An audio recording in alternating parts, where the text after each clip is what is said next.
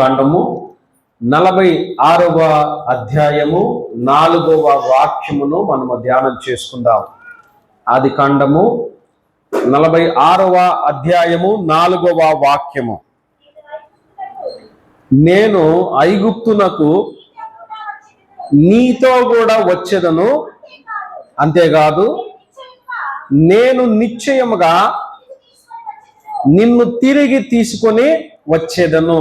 చాలా జాగ్రత్తగా ఈ వాక్యమును మనము ఆలకిద్దాము. ఈ మాట ఎవరితో చెప్తున్నారు అని మనం ఆలోచన చేస్తే, పరమతండ్రైన గొప్ప దేవుడు యాకోబుతో తెలియజేస్తున్నాడు, నేను ఐగుప్తులకు నీతో కూడా వచ్చేదను. ఇప్పుడు ఐగుప్తు అనే మాట తీసి ఆ వాక్యం చదవండి. నేను నీతో కూడా చెప్పాలి, నేను నీతో కూడా వచ్చేదను. ప్రియమైన దేవుని బిడ్డలారా, యాకోబుకి 12 మంది మగపిల్లలు, ఒక ఆడపిల్ల. ఆ ఆడపిల్ల పేరు దీనా. యాకోబుకు మొత్తం 13 మంది సంతానం అయితే, ఆ 13 మందిలో కూడా యాకోబు అమితంగా ప్రేమించింది ఎవరని అని అంటే యోసేపునే ప్రేమించాడు.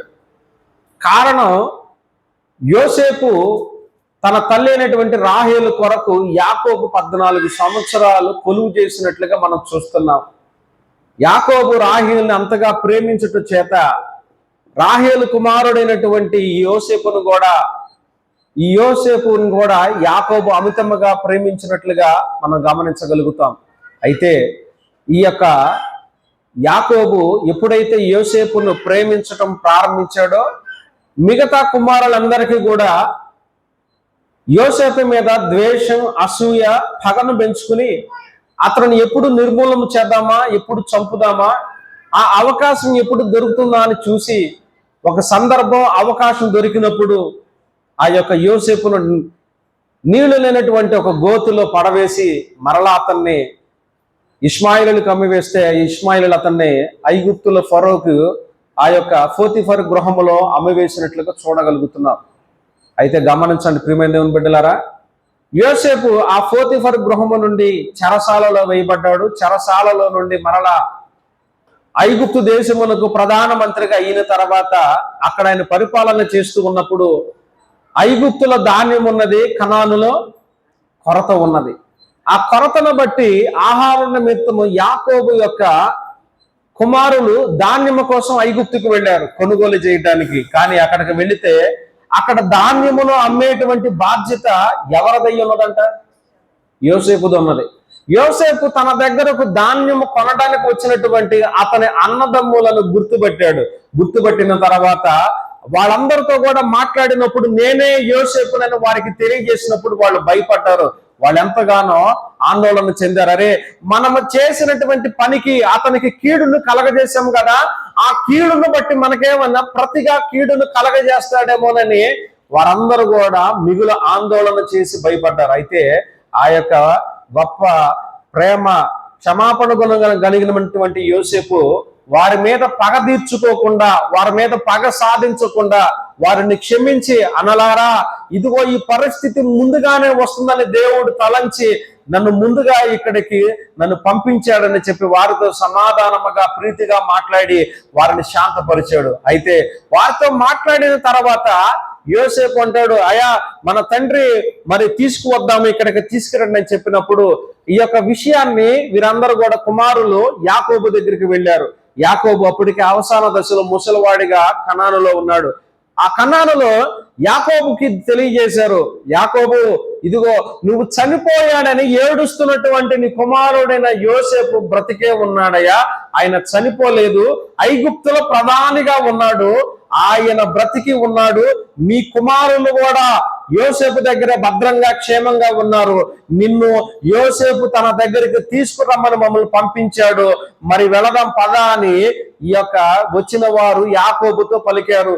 యాకోబు వెంటనే భయపడ్డాడు. అయ్యో, మరి ఈ దేశము నేను గనక అక్కడికి వెళ్ళిపోయి యోసేపుతో ఉంటే ఇది వాగ్దాన దేశము, నా పితరులకు దేవుడు వాగ్దానము చేసినటువంటి దేశములో నా తండ్రి అయినటువంటి అబ్రహాము, ఇస్సాకు, యాకోబుల దేవుడు మాకు ఈ దేశమును స్వాస్థ్యముగా ఇస్తానన్నటువంటి దేశంలో నుంచి నేను అక్కడికి ఎట్లా వెళ్ళాలి, పరిస్థితులు ఎలా ఉంటాయి అని దిగులు పడుతూ ఆందోళన చెందుతూ ఎంతో కలవరానికి గురైనటువంటి ఆ సందర్భంలో ఆ గొప్ప దేవుడు యాకోబుతో మాట్లాడుతున్నాడు. ఏమన్నా మాట్లాడుతున్నాడో తెలుసా?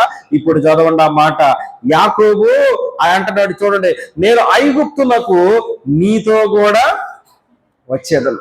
3వ వాక్యం నుండి ఒకసారి చదవండి. ఆయన నేనే దేవుడను, నీ తండ్రి దేవుడను, ఐగుప్తులకు వెళ్ళుటకు భయపడకుము, అక్కడ నిన్ను గొప్ప జనముగా నేను చేసేదను, నేను ఐగుప్తులకు నీతో కూడా వస్తాను. చాలండి ప్రియమైన దేవుని బిడ్డలారా, ఇప్పుడు ఆ పరమ తండ్రి భయపడుతున్నటువంటి యాకోబు జీవితంలో యాకోబుతో మాట్లాడుతున్నాడు. యాకోబు, నేనే నీతో కూడా వస్తాను, నువ్వు ఎక్కడికి వెళితే నేను అక్కడికి వస్తా, నువ్వు ఎక్కడ కాపురం ఉంటే నేను కూడా అక్కడికి నీ దగ్గరకు వస్తా, ఎక్కడ నువ్వు ఉన్నా అక్కడ నేను ఆశీర్వదించేటువంటి బాధ్యత నాది, నిన్ను పోషిస్తాను, సంరక్షిస్తాను, కాపాడుతాను, నీ పట్ల గొప్ప కార్యాలు చేస్తాను. యాకోబు, ఏ మాత్రము కూడా నువ్వు భయపడద్దు, నేనే నీతో కూడా వస్తున్నాను అని దేవుడు యాకోబుకి తెలియజేశాడు. ప్రియమైన దేవుని బిడ్డలారా గమనించండి, ఇప్పుడు దేవుడే యాకోబుతో వెళుతూ ఉంటే యాకోబు భయపడవలసిన అవసరం ఉందా? లేదు. ఇప్పుడు దేవుడే యాకోబుతో వెళుతూ ఉన్నాడు, భయపడుతున్నటువంటి ఆ యాకోబుతో. ఇప్పుడు దేవుడే సాక్షాత్తు యాకోబుతో వెళుతూ ఉంటే యాకోబు ఏమి కూడా భయపడవలసినటువంటి అవసరమో లేదు. ప్రియమైన దేవుని బిడ్డలారా గమనించండి, నేడు మన జీవితాలలో కూడా భయపడుతూ ఉన్నామేమో. అమ్మో, ఈ ఊరు వదిలి వెళ్ళిపోతే నా బ్రతికెట్లా, ఇక్కడైతే ఎట్లాగో సాగిపోతుంది, బయటకు వెళితే మేము ఎట్లా బ్రతకాలి, ఎట్లా పోషించబడాలి, ఏంటి మా పరిస్థితి, ఉద్యోగాలకు బయటికి ఎట్లా వెళితే మా బ్రతికేంటో ఆలోచన, భయము చేత కలవరపడుతున్నటువంటి ఓ ప్రియ దైవ జనాంగమా, మనము భయపడవలసిన అవసరం ఏమి కూడా లేదు. మనం నమ్ముకున్నటువంటి ఆ గొప్ప దేవుడు సెలవిస్తూ ఉన్నాడు, తెలియజేస్తున్నాడు, నువ్వు భయపడవద్దు, నేనే నీతో కూడా వస్తున్నాను. ఇప్పుడు దేవుడు ఒక మనుషునితో వెళితే ఎటువంటి ఆందోళన భయపడవలసినటువంటి అవసరం లేదు. మరి మన జీవితంలో కూడా దేవుడు మనతో కూడా వస్తే ఎలాంటి కార్యాలు జరుగుతాయి? ఆనాడు దేవుడు యాకోబుతో కూడా వెళ్ళాడు, యాకోబు భయపడలేదు. నేడు మన జీవితంలో కూడా, మన బ్రతుకులో, మన కుటుంబంలో కూడా దేవుడు కూడా మనతో వస్తే ఎలాంటి కార్యాలు జరుగుతాయో ఒక్క 3-4 మాటలు ఈ పూట ధ్యానం చేద్దాం.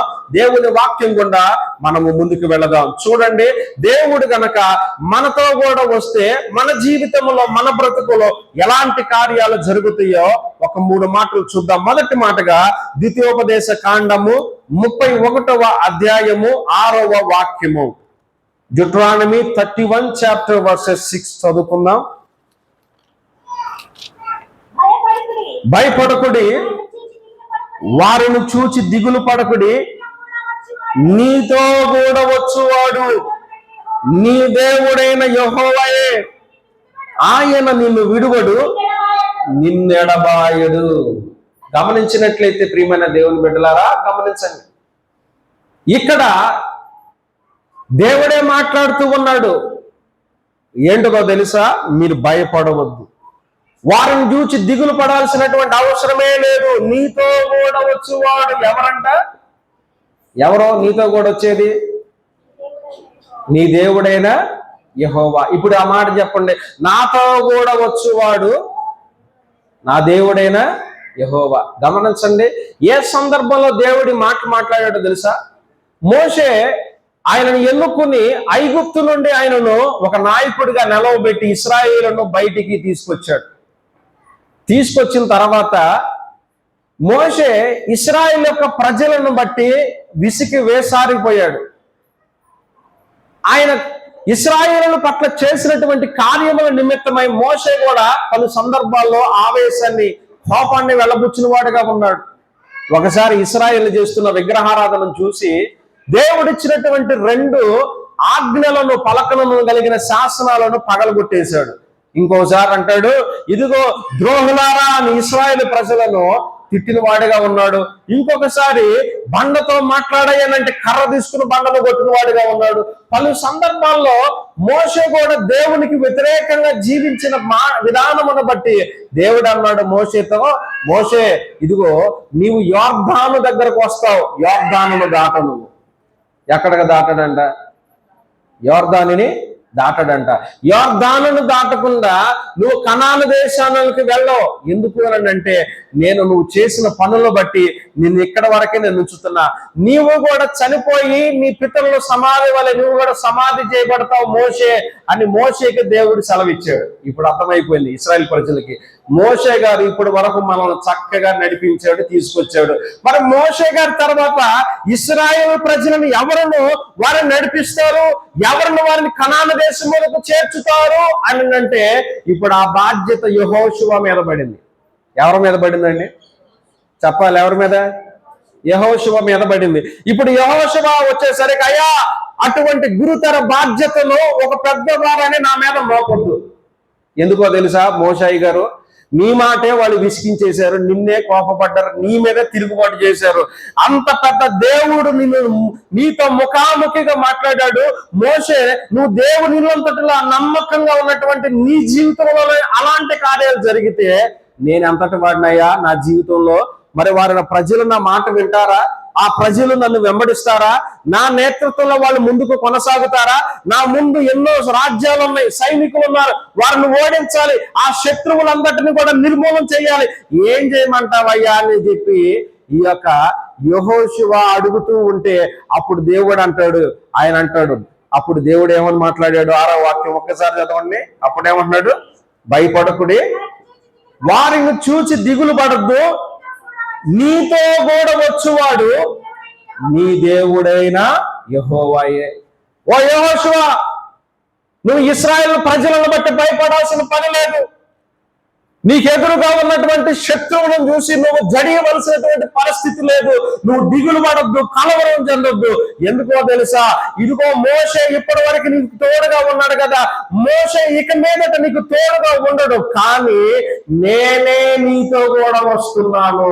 దేవునికి స్తోత్రం కలుగును గాక. హల్లెలూయా. ఇప్పుడు యెహోషువతో ఎవరు వెళ్ళబోతున్నారంట? ఆ గొప్ప దేవుడు యెహోషువతో కూడా నడవబోతున్నాడంట. ఆ గొప్ప దేవుడు యెహోషువతో కూడా ఆయన కూడా నడిచి నడవబోతున్నాడంట. యెహోషువ యొక్క దినాలలో ఆయనతో కూడా దేవుడు తోడై ఉండి ముందుకు నడిపించబోతున్నాడంట. గమనించినట్లయితే దేవుడు సెలవిస్తూ ఉన్నాడు. ఆయన అంటున్నారు, మీరు భయపడవద్దు, దిగులు పడవద్దు. ప్రియమైన దేవుని బిడ్డలారా, మన జీవితంలో కూడా చాలా మంది కూడా మనం కూడా భయపడతా ఉంటాం. భయం భయం భయం. ఎందుకో తెలుసా? నెల వచ్చేసిందంటే భయం, వచ్చే డబ్బులు సరిపోతాయో. నెల వచ్చేసరికి భయం, అప్పులోళ్ళు కట్టాల్సిన డబ్బులు అవన్నీ కూడా సర్దుబాటు చేసేసరికి భయం, ఏమి మిగలటల్లా చిల్లు సంచులు వేసినట్టుగా ఉంటుంది. భయం. రోగాలకు వచ్చేసరికి ఎంత ఖర్చు అయిపోతున్నాయో తెలియట్లేదు. రోగాలకి ఎంత మందులు ఖర్చు పెడుతున్నామో, ఎంతెంత ఖర్చు చేస్తున్నామో భయం భయం. ఫంక్షన్లు వచ్చినాయి అంటే భయం, ఎక్కడ ఎక్కువ ఖర్చు అయిపోతుందో, ఎంత పెట్టాల్సి వచ్చిందో అని చెప్పి భయం. గమనించండి, జీవితంలో కూడా భయం. మనం ముందుకు కొనసాగుతామా లేదా, ముందుకు వెళతామా లేదా? అయ్యో, అనేక మంది నాకంటే ముందుగా వెళ్ళిపోతున్నారు, కానీ నాకు మాత్రం ఎక్కడేసిన గొంగలు అక్కడే ఉంది, నా పరిస్థితి మారటల్లా. ఏంది నా బ్రతుకంతా కూడా భయం, ఆందోళన, దిగులు, అలజడంతో ఉన్నటువంటి వారముగా ఉన్నాం. ఆనాడు యెహోషువ కూడా అంతే ఉన్నాడు, భయపడిపోతా ఉన్నాడు. నాయన, ఇన్ని లక్షల మంది ప్రజలను నేనెట్లా నడిపించేదయ్యా బాబో, వీరినంతా కూడా మోషే గారే తట్టుకోలేకపోయాడు. ఆయనని ఇప్పుడు ఆ బాధ భరించలేకపోతే ఆ బాధ అంతా, భారం అంతా నేనెక్కడ భరించేదయ్యా? యెహోషువ భయపడిపోతా ఉంటే యెహోషువతో అంటున్నాడు, నువ్వేం భయపడద్దు. చెప్పండి, నువ్వేమి భయపడద్దు. ఒకవేళ ఏ పరిస్థితుల్లో నువ్వు ఈ రోజున భయపడుతున్నావో, నీ అనారోగ్యమును చూసి భయపడుతున్నావేమో, నీకున్న పరిస్థితులను చూసి భయపడుతూ ఉన్నావేమో, దిగులు పడుతున్నావేమో, జాగ్రత్త. దేవుని వాక్యము శ్రద్ధగా విను.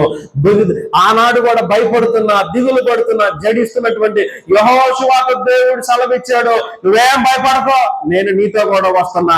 ఈ యొక్క మధ్యాహ్న కాల సమయంలో దేవుడు మనతో కూడా చెప్తున్నాడు, నువ్వు ఎందుకు భయపడుతున్నావో, ఏ పరిస్థితికి భయపడుతున్నావో, ఏ సమస్యను చూసి భయపడుతున్నావో, ఏ యొక్క కలవరాలు చెందే విధంగా నిన్ను భయపెట్టే సంఘటనలు నీ జీవితంలో ఉన్నాయో, కానీ ఈ రోజు అభయమిస్తున్న గొప్ప దేవుడు, వాగ్దానం చేస్తున్న దేవుడు అంటున్నాడు, నువ్వు ఏం భయపడవద్దు, నేను నీతో కూడా వస్తున్నా. నీ సమస్యల్లో నేను కూడా వస్తా, నీ సమస్యలు నేను తీరుస్తా. నువ్వు ఏం భయపడుతున్నావో ఆ భయాందోళనన్నిటిని కూడా నివృత్తి నేను చేస్తా. నేనే కనుక వస్తే అక్కడ భయం ఉంటుందా? చెప్పాలి. భయం ఉంటుందా? భయం ఉండదు. కారణం ఏంటో తెలుసా?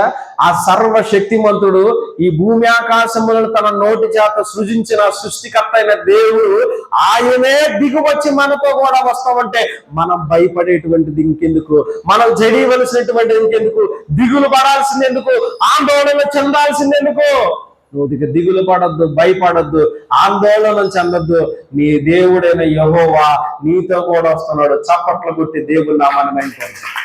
ఆయన నీతో కూడా వస్తూ ఉండగా, ఆ గొప్ప మహిమ కలిగిన దేవుడు మన పక్షాన మనతో కూడా నడవబోతుండగా ఏ పరిస్థితికి నువ్వు భయపడద్దు. యెహోషువ, నువ్వు భయపడద్దు, నేనే నీతో కూడా వస్తున్నాను. కాబట్టి మనము కలవరము, భయము, ఆందోళన, నిందొచ్చినా, అవమానాలు వచ్చినా, ఎన్ని భయాందోళనలు మనల్ని కృంగతీసిన, కదిలించిన, నిన్ను కలవరం పెడుతున్నా, భయపడద్దు. దేవుడు నీతో కూడా వస్తున్నాడు. నీ ప్రతి సమస్యను ఆయన తీరుస్తాడు. నీ ప్రతి ఆందోళన, కలవరం, అవమానం, భయాందోళన అన్నిటిని కూడా నివృత్తి చేసి నీకు నెమ్మదిని దేవుడు దయచేయబోతున్నాడు. గనక నువ్వు భయపడద్దు. ఆయన నీతో కూడా వస్తే ఇక నువ్వు ఎన్నడూ భయపడవు. కాబట్టి ఆయన మనతో వస్తే మనం భయపడాల్సిన పనేమీ లేదు. ప్రియమైన దేవుని బిడ్డలారా, చక్కటి పాట ఉంది. నీవే నాతో వస్తే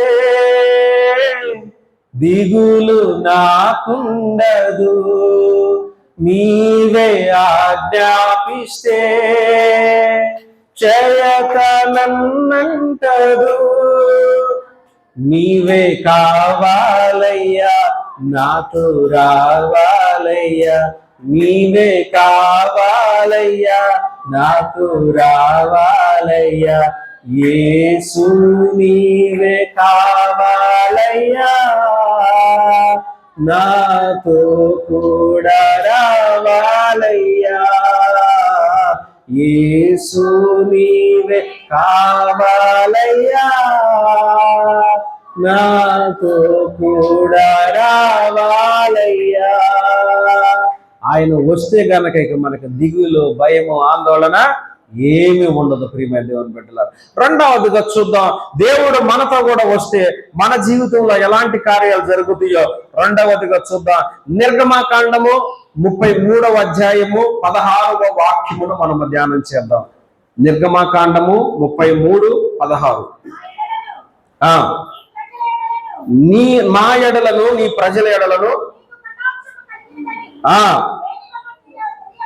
దేని వలన మాకు తెలియబడును, నీవు మాతో వచ్చుటమే కదా, అట్లు మేము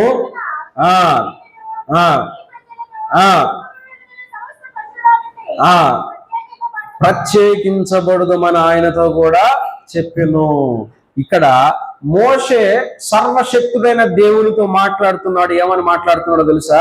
అయ్యా, నీవు మాతో వచ్చుట వలనే కదా మాకు జీవితంలో విశ్రాంతి కలిగేది.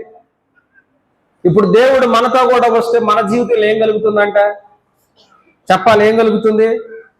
విశ్రాంతి కలుగుతుంది. 14వ వాక్యంలో మీరు చూస్తే, అందుకు ఆయన, నా సన్నిధి నీకు తోడుగా వచ్చును, నేను నీకు విశ్రాంతి కలగజేసేదనగా. ఇప్పుడు దేవుడు మనతో కూడా వస్తే, మన జీవితంలో కూడా ఆయన వస్తే, మన బ్రతుకులో కూడా ఆయన వస్తే, మన గృహములను కూడా ఆయన వస్తే మనకు విశ్రాంతి కలుగుతుంది. ఏం కలుగుతుందో చెప్పండి? విశ్రాంతి కలుగుతుంది. గమనించండి, ఇక్కడ ఒక మాటను మనం చూడగలుగుతూ ఉన్నాం. ఈ అధ్యాయంలో 33వ అధ్యాయంలో మీరు చూస్తే, దేవుడు అంటాడు, అబ్బాయి నేను ఇక మీతో కూడా నేను రానయ్యా, మీరు వెళ్ళిపోండి అంటాడు. నేను మీతో రాను, మీరు వలన నేను ఎంతగానో విసిగించబడుతున్నా, మీరు లోబడిన వాళ్ళని ప్రజలుగా ఉన్నారు, నా మాటకు విధేయత చూపటలేదు, నా మాటని మీరు పట్టించుకోవటం లేదు, వినటం లేదు, నా మాటని మీరు అసలు అంగీకరించటం లేదు, నేను చెప్పిన మాటను పెడచెవిన పెట్టి మీ ఇష్టానుసారంగా జీవిస్తున్నారు, బ్రతుకుతున్నారు కనుక నేను మీతో కూడా నేను రానంటాడు. అయ్యా నువ్వు మాతో రాకపోతే ఎట్లా?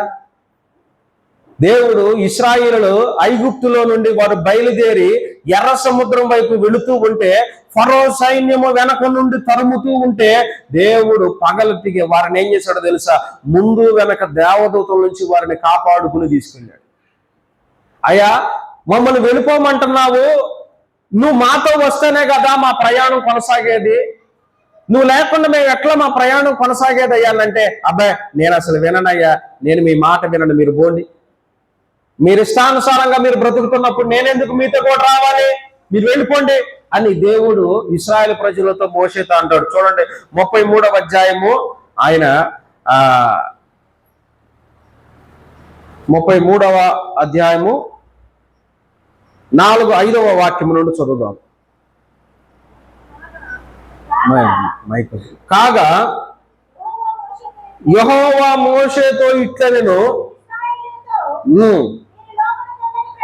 ఇశ్రాయేలీయులతో అంటున్నాడు, మీరు లోబడనొల్లని ప్రజలు, ఒక్క క్షణము మాత్రము నేను మీ నడుముకు వచ్చిన మిమ్మల్ని నిర్మూలము చేసేదను గనుక మిమ్మల్ని ఏమి చేయవలనో అది నాకు తెలియనట్లు. ఇప్పుడు ఇక్కడ దేవుడు అంటున్నాడు, ఓ ఇశ్రాయేలు ప్రజలారా, మీరు నాతో వద్దు, మీరు లోబడనొల్లని ప్రజలు, మీరు వెళ్ళిపోండి, నేను గనక మీ మధ్యలోనికి వచ్చానంటే మిమ్మల్ని చంపి పడేస్తానంటాడు. ఇక అంతే. దేవుడు ఆ మాట ఎందుకు అన్నాడో తెలుసా? వారు చేసిన పనులు బట్టి అంతగా దేవుడు విసిగిపోయాడు. దేవుడు ఎంతగా విసిగిపోయాడయ్యానంటే, ఇశ్రాయేలీయులు అంతగా దేవునికి వ్యతిరేకంగా నడిచారు. గమనించండి, తల్లిదండ్రుల మాట పిల్లలు వినకపోతే తల్లిదండ్రులు ఏమంటారో తెలుసా? ఈయన్ని చిన్నప్పుడే చంపిపడేయాల్సిందండి, ఈ దుర్మార్గుడు వల్ల నాకు అవమానం తీసుకురాబడుతుంది, వీడి మూలన నాకు నెమ్మది లేకుండా పోతుంది, వీడి మూలన ఎక్కడికి వెళ్ళినా కూడా నేను అవమానమే, వీడిని చిన్నప్పుడు చంపబడితే నాకు ఈ దరిద్రమైన గోల ఉండేది కాదండి. తల్లిదండ్రులు అప్పుడప్పుడు పిల్లల గురించి మాట మాట్లాడతారు. ఎందుకు?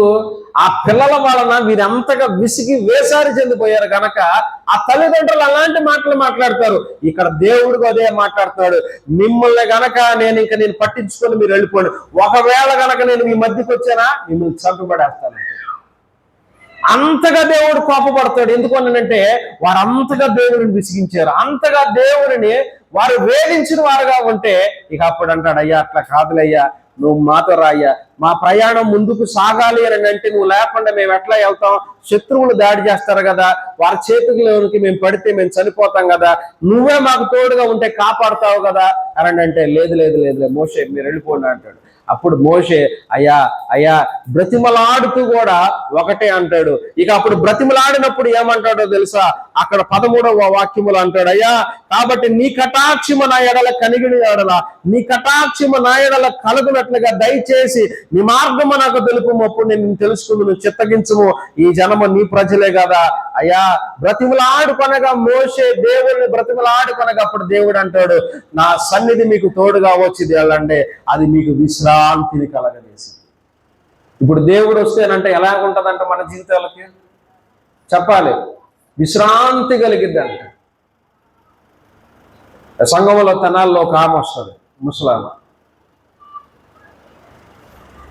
ఆ తల్లి ఎంతగానంటే దాదాపు 70 సంవత్సరాల పైగా ఆ వయసు ఉంటుంది. ఆమె ఇళ్లల్లో పనిచేసింది. ఇళ్లల్లో పనిచేస్తూ ఆమె జీవనం కొనసాగిస్తూ ఉంటే ఆమె కొడుకు మాత్రం భార్యను వదిలేసి వచ్చి ఈ తల్లితోనే ఉంటున్నాడు. ఏం పని చేయడు. ఆడు చేసే పని ఏంటంటే ఈమె పెన్షన్ రాగానే ఆ డబ్బులు ఆమెను కొట్టి సగం తీసుకెళ్లి తాగటమే. తాగి తాగి తాగి పడిపోతా ఉంటాడు. దగ్గర ఏమైనా డబ్బులు దొరికినాయా తాగటము, అలా పడిపోతాడు. భార్య బిడ్డలను వదిలేసాడు. ఎన్నోసార్లు వెళ్ళి చెప్పా, అయ్యా ఇది పద్ధతి కాదు, ఇది మంచిది కాదు, ఈ భార్య బిడ్డలు నెలకు పిల్లలు ఎదిగి ఉన్నారు, నీవే గనక ఇప్పుడు తప్పిపోయిన మార్గంలో నువ్వు ఉంటే నీ బిడ్డలు కూడా తప్పిపోతారు, వారు కూడా మార్గములో దారి తప్పారనంటే గనక ఎంతగానో అవమానం వచ్చింది.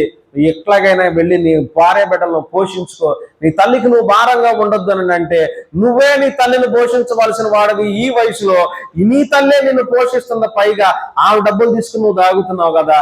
ఎంత భయంకరమైన పరిస్థితి అని అంటే ఆమె ఎంతగానో దుఃఖించింది, ఏడ్చింది. అయ్యా ఇది ఎప్పుడు మారట్లేదయ్యా, నా బ్రతికంతా కూడా భారంతో ఉంది. చాలా మంది కూడా ఇట్లాగే ఉన్నారు. ఎందుకో తెలుసా? అనేక మంది తల్లిదండ్రులు సంపాదించిన ధనమనంతా కూడా ఇలాగే వ్యర్థముగా త్రాగుడులకు, తిరుగుడులకు, వ్యర్థమైనటు వాటన్నిటికీ కొరకు కూడా ఖర్చు పెడతా ఉన్నారు. ఆ తల్లి జీవితంలో అంటుంది, నేను ఎప్పుడు చస్తానో నాకు తెలియట్లేదయ్యా, దేవుడు నన్ను తొందరగా పిలిస్తే బాగుండు, నేను ఈ పరిస్థితి నేను తట్టుకోలేకపోతున్నానయ్యా, పాస్టర్ గారు నేను చచ్చిపోయినట్టుగా నా కోసం ప్రార్థన చేయంటది. నాకు కొంచెం సేపు ఆమె పరిస్థితి అర్థం చేసుకుంటే నిజంగా బాధ, వేదన. మనం ప్రార్థన చేస్తాను, నెమ్మదిగా ఉండు, దేవుడు కార్యం చేస్తాడు. చాలా మంది జీవితాల్లో నెమ్మది లేదు. ఎందుకో తెలుసా? విశ్రాంతి లేదు. ఒక కుమారుడే తనను పోషించి సంరక్షించాల్సినటువంటి సమయంలో ఆమె డబ్బులతో కుమారుడు వచ్చి బ్రతుకుతూ తాగుతూ ఆ డబ్బులన్నీ వ్యర్థంగా చేస్తుంటే ఆమె తట్టుకోలేక ఆమె భారమంతా కూడా నన్ను ఎప్పుడు దేవుడు పిలుస్తాడా, నేను ఎప్పుడు వెళ్ళిపోతానా అని ఎదురు చూస్తా ఉంది. నెమ్మది లేదు జీవితంలో, అశాంతి, అసమాధానము. ఎక్కడ చూసినా కూడా భయంకరమైనటువంటి పరిస్థితులు, కుటుంబంలో చిన్న పిల్లలు సమస్యల వలయంలో చిక్కుకుపోయి ఒత్తిడి మీద ఒత్తిడి, రాత్రులు నిద్రలు కూడా పట్టవు చాలా మందికి. పొద్దున్న ఒక ఆమె వచ్చి ప్రార్థన చేయించుకుంటా అడిగింది, రాత్రి అంతా నిద్రపోలేదు నాయన, అయ్యా ప్రార్థన చేయవా పొద్దున్నే. ఏమ్మా, బిడ్డల గురించి ఆలోచించి నిద్ర అట్లా పడుతుందయ్యా నాకు అయ్యా అని వేరే ఒక తల్లి వచ్చి అడుగుతా ఉంటే ఆమె కోసం ప్రార్థన చేసి. గమనించండి, చాలా మందికి నిద్ర కూడా పట్టడంలా. కారణం ఏంటంటే నెమ్మది లేదు. కానీ దేవుడు అంటున్నాడు, అయ్యా నువ్వు మాతో కూడా వస్తే మాకేం కలుగుతుంది? విశ్రాంతి, నెమ్మది కలుగుతుంది మా జీవితాలు. నువ్వు మాతో కూడా వస్తే మా జీవితాలకు నెమ్మది కలుగుతుందయ్యా. నెమ్మది లేదు మా బ్రతుకులకు నెమ్మదిని కలగజేసేవాడు నీవే. అది ఎప్పుడు కలుగుతుందయ్యా అంటే నువ్వు మాతో కూడా వస్తే మాకు నెమ్మది కలుగుతుంది. ప్రియమైన దేవుని బిడ్డలారా, అందుకనే జ్ఞాపకం చేసుకోండి, నెమ్మది లేని పరిస్థితిలో ఉన్నావా, సమాధానము లేని స్థితిలో నీవు ఉన్నావా, ఇదిగో ఇంకనో ఆందోళన, కలవరముతో, భయముతో అయ్యో నేను ఈ తూర్పులు ఇరుస్తున్నావా, దేవుడు సెలవిస్తున్నాడు, ఆయన మనతో కూడా వస్తే నీ సమస్య, నీ దుఃఖం అంతా కూడా తొలగిపోయి దేవుడు మనందరికీ కూడా ఆయన నెమ్మది సమాధానమును మనకు కలుగజేయునుగాక. ఆమె. మూడవదిగా దేవుని వాక్యముల నుండి మనం చూడండి. లూకాసు వర్తమానము 24వ అధ్యాయము 15వ వాక్యమును మనము ధ్యానం చేసుకుందాం.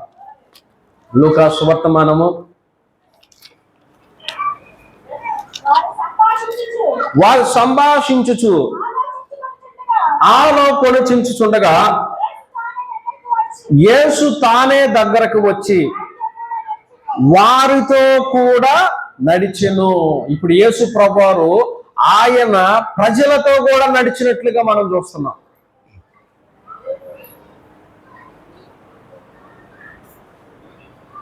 ఇక్కడ చూసినట్లయితే యెరూషలేము నుండి ఆమెడు దూరం ఉన్నటువంటి ఎమ్మాయిము గ్రామమునకు ఇద్దరు వ్యక్తులు నడుచుకుంటూ వెళుతున్నారు. వారు సంభాషణలో చెప్పుకుంటూ ఉన్నారు, అరే యెరూషలేములో జరిగినటువంటి సంగతులను నువ్వు గుర్తుపెట్టుకున్నావా? నీకు జరిగిన విషయాలు నీకు గుర్తున్నాయా? ఇదిగో యేసుక్రీస్తు ప్రభువారిని ఆయనను యెరూషలేములో హింసించి, వేధించి, ఆయనను సిలువ వేసి ఆయనను చంపివేశారు. ఆయనను చంపివేసినటువంటి కార్యక్రమాలు నీకు తెలిసినయా? ఎంత దుర్మార్గమైనటువంటి పనులు వాళ్ళు చేశారు, ఎంత దుర్మార్గంగా వాళ్ళు యేసుక్రీస్తు ప్రభువారిని హింసించారు, వారిని బాధించారని చెప్పుకుంటూ, ఇదిగో అయితే ఆయనను సమాధి చేసిన తర్వాత ఆదివారం కొందరు పెందల కాడిని స్త్రీలు వెళ్ళారంట. వెళితే అక్కడ రాయి తొలగించబడిందంట. ఆయన శరీరం అక్కడ లేదంట. అయితే అందరూ కూడా ఆయన కనపడ్డాడు, మాతో మాట్లాడాడని చెప్తున్నారు. ఇదిగో ఈ విషయాలు ఆయన బ్రతికి ఉన్నప్పుడే అందరికీ కూడా తెలియజేశాడు. ఈ విషయాల గురించి నీకేమైనా ఆలోచన ఉన్నదా అని వాళ్ళిద్దరూ కూడా చక్కగా మాట్లాడుకుంటూ వెళుతున్నారంట. ఆ ఇద్దరు మాట్లాడుకుంటూ వెళుతుండగా వారితో కూడా ఒక వ్యక్తి కలిసి నడవటం ప్రారంభించాడంట. దేవునికి స్తోత్రం కలుగునుగాక. హల్లెలూయా. ఇప్పుడు వారితో కూడా ఎవరు కలిసి నడుస్తున్నారంట? యేసుక్రీస్తు ప్రభువారు ఆ ఇద్దరు వ్యక్తులతో కూడా కలిసి ఎమ్మాయిమునకు వెళుతున్నటువంటి గ్రామమునకు ఆ ఇద్దరితో కూడా కలిసి వెళుతూ మాట్లాడుతూ ఉన్నారంట. అయితే ఆ ఇద్దరు వ్యక్తులు ఆ ఎమ్మాయిము గ్రామమునకు దగ్గరకు రాగానే, మాతో కూడా వచ్చావు కదా, భోజనం చేసి వెళుదు కానీ రా అంటే యేసు ప్రభు వారితో కూడా కూర్చున్నాడంట. వారితో కూడా కూర్చున్న తర్వాత వాళ్ళు రొట్టెని విరిచారంట.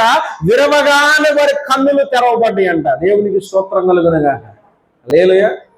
ఎప్పుడైతే వారి కన్నులు తెరవబడ్డాయో, అయ్యో మన ప్రక్కన మనతో కూడా ఇప్పటి వరకు నడిచింది ప్రభువుసుమే అని ఒకరినొకరు తెలుసుకున్నారంట. ప్రియమైన దేవుని బిడ్డలారా, ఇప్పుడు యేసుక్రీస్తు ప్రభువారు మనతో కూడా రావటం వల్ల ఏం జరుగుతుందయ్యా అంటే మన మనోనేత్రాలు వెలిగించబడతాయి.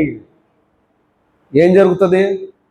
మన మనోనేత్రాలు వెలిగించబడతాయి. ఏంట మనోనేత్రాలు? ఎలీషా పాస్టర్ గారు చక్కగా పరిచయం చేస్తా ఉంటే శత్రువులైనటువంటి శత్రు సమూహం అంతా కూడా వారందరూ కూడా ఎలీషా పాస్టర్ గారి గృహమును చుట్టుముట్టు వేసేశారు. ముట్టడి వేసిన తర్వాత ఆయన దగ్గర ఒక పరిచారకుడు ఉన్నాడు. పేరు చెప్పండి, చెప్పాలి. ఏం పేరు? గెహజీ. ఎవరైనా? గెహజీ. ఈ గెహజీ బయటకు రాగానే పాపం బయటకు వచ్చాడు. చూశారు. చూడంగానే గుర్రాలతో కత్తుల మీద పట్టుకుని అందరూ కూడా చుట్టూ ముట్టడి వేసేసరికి గుండె దబా కొట్టుకుంటుంది. పాస్టర్ గారు అసలు ఆగుతాడా? తొందరపాటు మనిషి. అసలు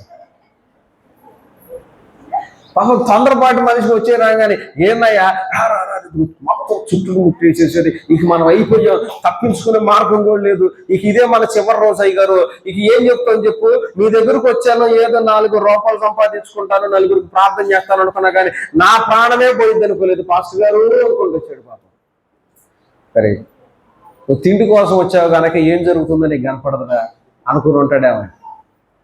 అనుకునుండి సరే ఏం లేదులే కానీ అని వాళ్ళు చూసి ఏం భయపడదు కానీ అని చిన్న ప్రార్థన చేశాడు. దేవా, ఇదిగో ఇతని కన్నులు తెరువు నాయనా అని ప్రార్థన చేస్తే ఎప్పుడైతే అతని కన్నులు తెరవబడ్డాయో అతను చూస్తున్న దాని వెనక ఏమున్నాయో తెలుసా?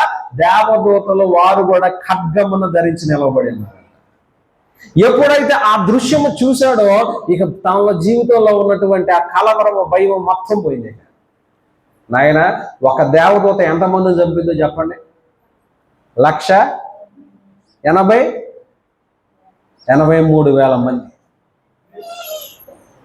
ఇప్పుడు ఎంతమంది దేవదూతలు ఉన్నారు అక్కడ?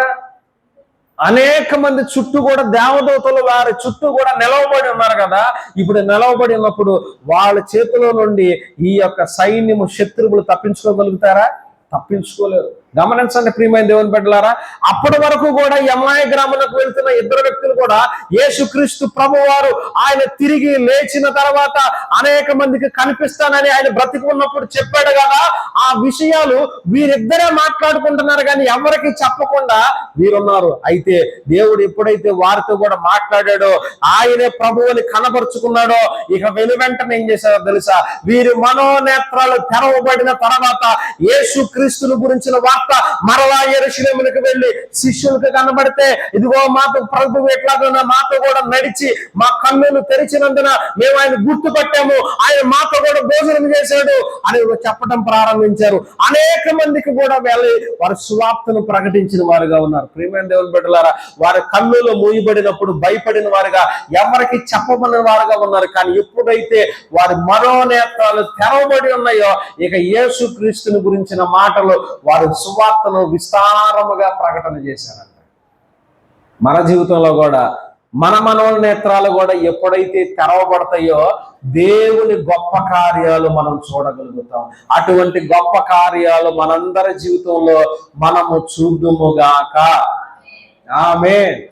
అందుకనే ఆయన వస్తే ఆయన ఉంటాడు, నీవు నాతో వస్తే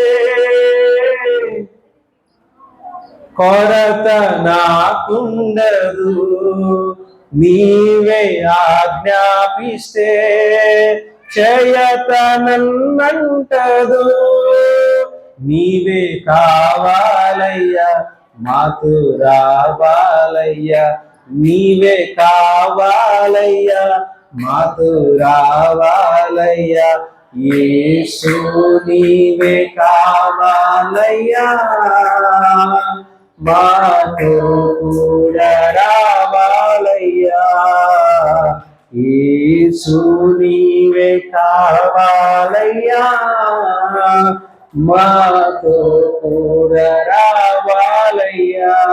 ప్రియమైన దేవుని బిడ్డలారా, ఇప్పుడు యేసుక్రీస్తు ప్రభువారు ఆయనే మనతో కూడా వస్తే ఎలాంటి కార్యాలు జరుగుతాయి చెప్పండి. మొట్టమొదటిగా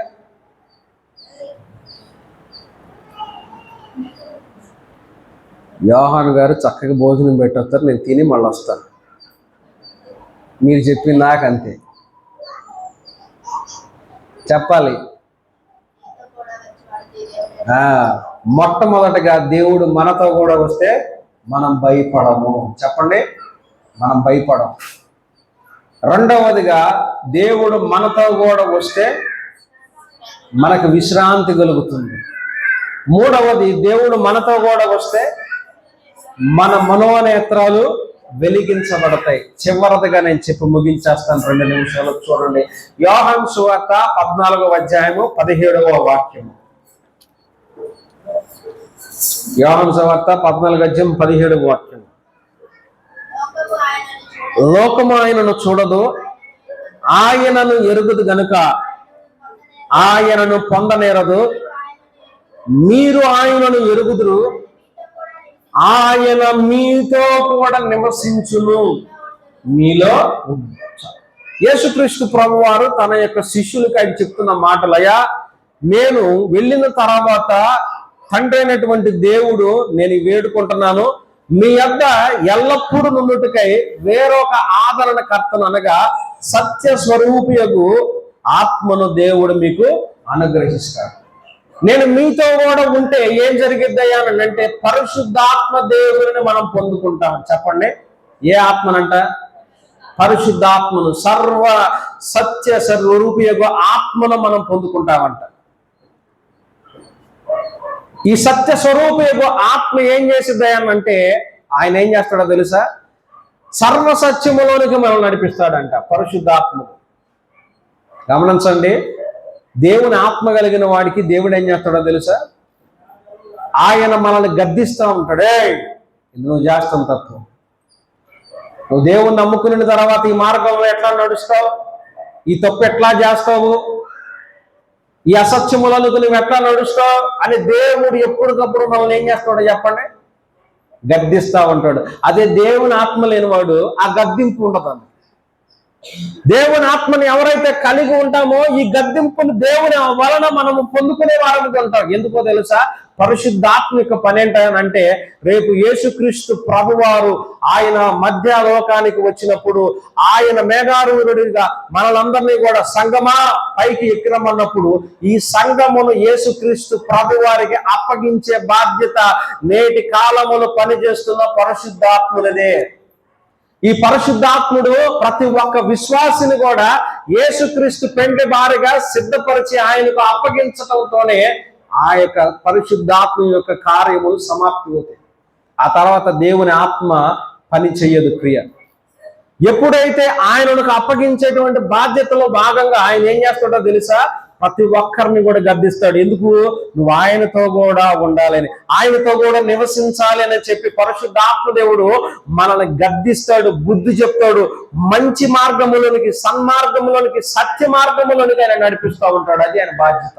అందుకనే మనము కూడా మన దేవుడు అయినటువంటి యేసయ్య మనతో కూడా వస్తే మనము దేవుని ఆత్మను పొందుకుని యథార్థమైన మార్గముల త్రోవలో నడుస్తూ ఆయనను చేరుకునే వారముగా, ఆయనతో కూడా పెండ్లి భారీగా ఉండే విధముగా ఆయన మనల్ని సిద్ధపరుస్తాడు. ఈ భూలోకంలో పరిశుద్ధాత్మ పని అదే. నువ్వు తప్పిపోకుండా ఉండటానికి ఎప్పటికప్పుడు నువ్వు తప్పు మార్గంలో వెళ్తాడే వెళ్తున్నావు, జారిపోతున్నావు, దారి దొలుకుతున్నావు, సరళ మార్గంలోనికి రా, సరి మార్గంలోనికి రా అని పరిశుద్ధాత్మను మనం గద్దిస్తాడు. ఆ గద్దింపులకు కూడా మనం విస్మరించి గనక తప్పు చేశామా ఇక అంతే సంగతులు, భ్రష్టులైపోతాం. ఇక మనం ఏమైపోతాం? భ్రష్టులైపోతాం. కాబట్టి ఆ యొక్క యేసుక్రీస్తు ప్రభువారు మనతో కూడా వస్తే పరిశుద్ధాత్మ దేవుడు సత్య స్వరూపయుగు ఆత్మ మనల్ని సత్యమైన మార్గంలో నడిపించి మరలా యేసుక్రీస్తు పెండ్లి భార్యగా ఆయనకు అప్పగించేటువంటి పనిని ఆయన కలగజేస్తాడు. ప్రియమైన దేవుని బిడ్డలారా, కాబట్టి జ్ఞాపకం చేసుకోండి, యాకోబు భయపడుతూ ఉంటే దేవుడు అంటున్నాడు, నేనే నీతో కూడా వస్తాను, నేనే నీతో కూడా వస్తాను అంటున్నాడు ఆయన. ఆయన మనతో వస్తే ఆయన మనకి ఎలాంటి కార్యాలు చేస్తాడు? ఒకటి, ఆయన మనతో వస్తే మనము భయపడము. రెండవదిగా ఆయన మనతో వస్తే మనము విశ్రాంతి సమాధానము పొందుకుంటాము. ఆయన మనతో కూడా వస్తే మన మనోనేత్రాలు వెలిగించబడతాయి. ఆయన మనతో కూడా వస్తే నాలుగవది, సత్య స్వరూపేగు పరిశుద్ధాత్మను పొందుకుని సత్యమైన యథార్థమైన మార్గములో నడుచుకునే వారముగా ఉంటాం. అట్టి కృప దేవుడు మనందరికి కూడా అనుగ్రహించునుగాక. తలల వంచండి, చిన్న ప్రార్థన చేద్దాం.